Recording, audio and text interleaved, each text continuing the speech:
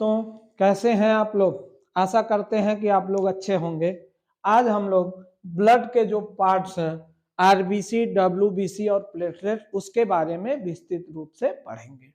तो आइए स्टार्ट करते हैं। लाइसोसोम। लाइसोसोम क्या होता है पहले हम ये जान लेते हैं।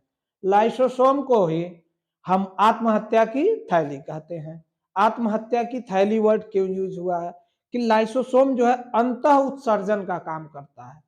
अंतः उत्सर्जन मतलब हमारे शरीर के अंदर ही वो अपनी क्रियाएं करता रहता है, और उत्सर्जन का मतलब जो चीजें हमारे शरीर के लिए हानिकारक होती हैं उनको खत्म करना या बाहर निकालना होता है। तो लाइसोसोम क्या करता है, देखिए लाइसोसोम आरबीसी में नहीं पाया जाता है, डब्ल्यूबीसी में पाया जाता है, प्लेटलेट्स में पाया जाता है। तो ये करता क्या है, सबकी एक उम्र होती है। जैसे आरबीसी की उम्र हुई तो वो डेड हो गया, डब्ल्यूबीसी की उम्र हुई डेड हो गया। डेड होने के बाद वो प्लाज्मा के साथ ब्लड में सर्कुलेट करते रहते हैं। तो सर्कुलेट होना अच्छी बात नहीं है, वो तो नुकसानदायक हो गए डेड होने के बाद। तो उनको लाइसोसोम क्या करता है, उनका भक्षण करता है, उनको खा जाता है, खाकर खत्म कर देता है और ब्लड जो है फ्रेश हो जाता है। प्लेटलेट्स में लाइसोसोम पाया जाता है तो भक्षण कर लेता है, किसका, डेड प्लेटलेट्स का। डब्ल्यूबीसी में लाइसोसोम पाया जाता है, ये भी डेड प्लेट डब्ल्यूबीसी का भक्षण कर लेता है। लेकिन आरबीसी में लाइसोसोम नहीं पाया जाता है। तो मरे हुए आरबीसी को कौन पकड़ता है, कौन भक्षण करता है, स्प्लीन, प्लीहा जिसको बोलते हैं, जिसको कुछ लोग तिल्ली भी कहते हैं, उसमें जो है आरबीसी को कैप्चर कर लेता है। अब अगला पॉइंट हम पढ़ते हैं केंद्रक। केंद्रक के बारे में हम डिटेल से पढ़ेंगे जब कोशिका लेसन पढ़ेंगे उसमें, लेकिन अभी हम ये जान लेते हैं प्लेटलेट्स में केंद्रक होते हैं, डब्ल्यूबीसी में केंद्रक होते हैं, लेकिन आरबीसी में केंद्रक नहीं होते हैं। एक टेस्ट का नाम सुने होंगे आप लोग, जिसको डीएनए टेस्ट बोलते हैं। डीएनए टेस्ट उसी से किया जा सकता है जिसमें केंद्रक हो। तो डब्ल्यूबीसी में केंद्रक है, इससे डीएनए टेस्ट किया जा सकता है। प्लेटलेट्स में केंद्रक है, इससे डीएनए टेस्ट किया जा सकता है। लेकिन आरबीसी में केंद्रक नहीं है, इससे डीएनए टेस्ट नहीं किया जा सकता। डीएनए टेस्ट नाखून से भी किया जा सकता है, बाल से भी किया जाता है। अब हम पढ़ते हैं इसके आकार के बारे में कि प्लेट, ये जो आरबीसी, डब्ल्यूबीसी और प्लेटलेट्स होते हैं, इनके आकार कैसे होते हैं। तो स्टार्ट करते हैं हम आरबीसी से। इसका आकार गोल होता है, गोल होते हैं। और डब्ल्यूबीसी अनिश्चित आकार के होते हैं, इनका कोई आकार नहीं होता है। अब बात आती है प्लेटलेट्स की। प्लेटलेट्स का आकार उत्तल लेंस की तरह होता है, बीच में उभरा हुआ होता है, इस तरह से बीच में उभरा हुआ होता है। अब बात आती है अगला, हम समझते हैं कि इसका कार्य क्या होता है। ब्लड, देखिए जो ब्लड होता है आरबीसी से बना होता है। ब्लड में क्या होता है, आरबीसी। आरबीसी में क्या पाया जाता है, हीमोग्लोबिन। हीमोग्लोबिन किससे बनता है, आयरन से बनता है। देखिए ब्लड में आरबीसी, आरबीसी में हीमोग्लोबिन, हीमोग्लोबिन में आयरन। मतलब आयरन, हीमोग्लोबिन, आरबीसी और ब्लड एक दूसरे से रिलेटेड है। आरबीसी की संख्या यदि किसी व्यक्ति के शरीर में कम हो जाती है तो व्यक्ति जो है सुस्त हो जाता है, एकदम सिर गिराया रहेगा। कोई बुलाए हेलो, कहेगा हाँ।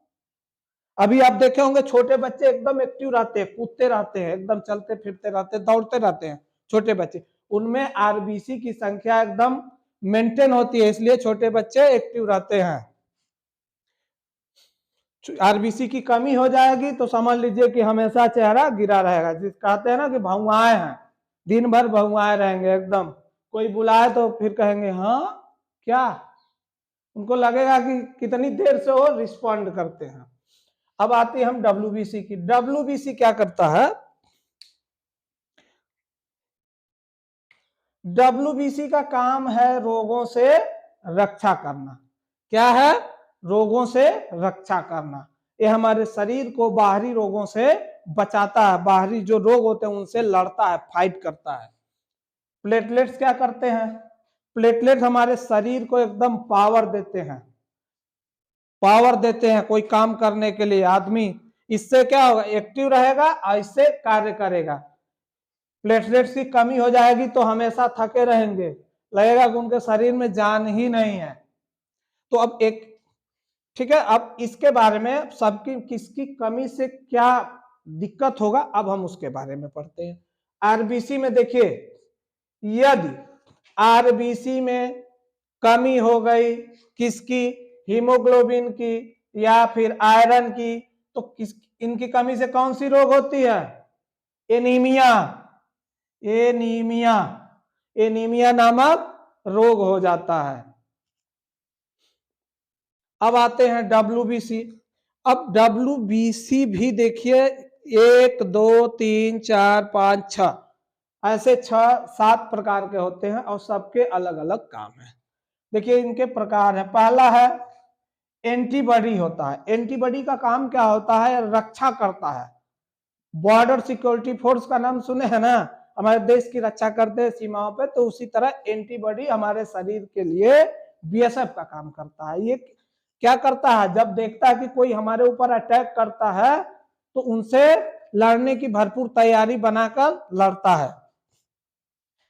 ये जैसे ही देखेगा कि किसी बीमारी ने अटैक कर दिया या दुश्मन ने अटैक कर दिया, ये लिम्फोसाइट जो कि टी आकार का होता है, ये लिम्फोसाइट को बताता है कि अरे देखो देखो देखो, जागो, कहां सो रहे हो, दुश्मन अटैक कर दिया। तो लिम्फोसाइट क्या करता है, उस बीमारी से जो बाहरी अटैक से आए हुए हैं उनसे लड़ता है और उनसे लड़ने के लिए एंटीबॉडी का निर्माण करता है, एंटीबॉडी का निर्माण करता है और उनसे लड़ाई भी करता है।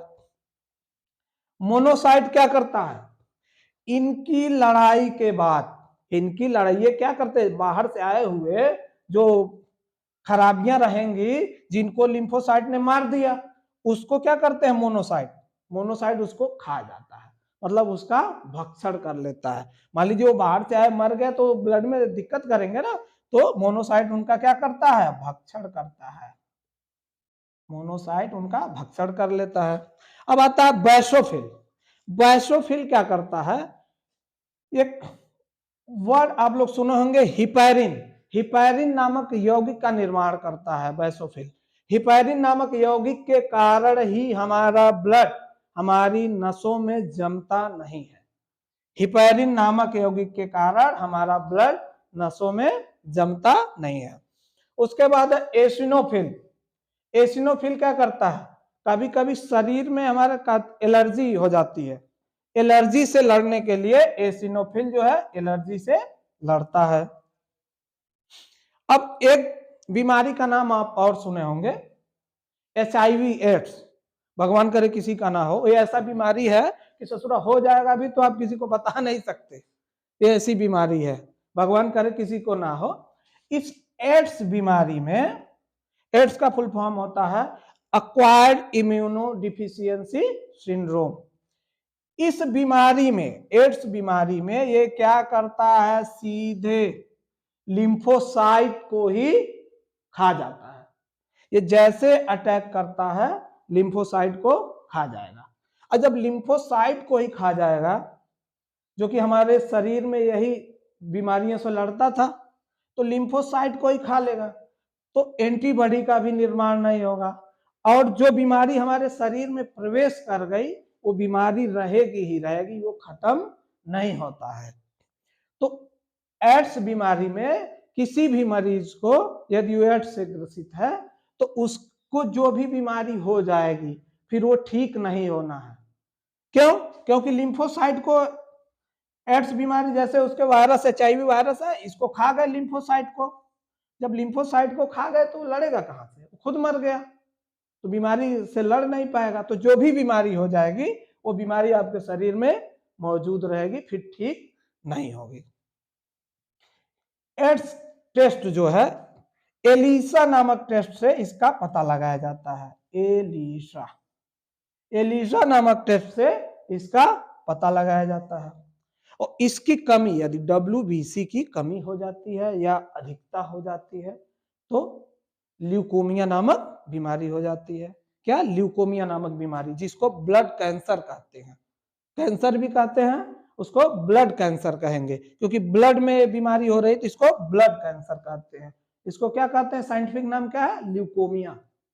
अब आते हैं प्लेटलेट्स में।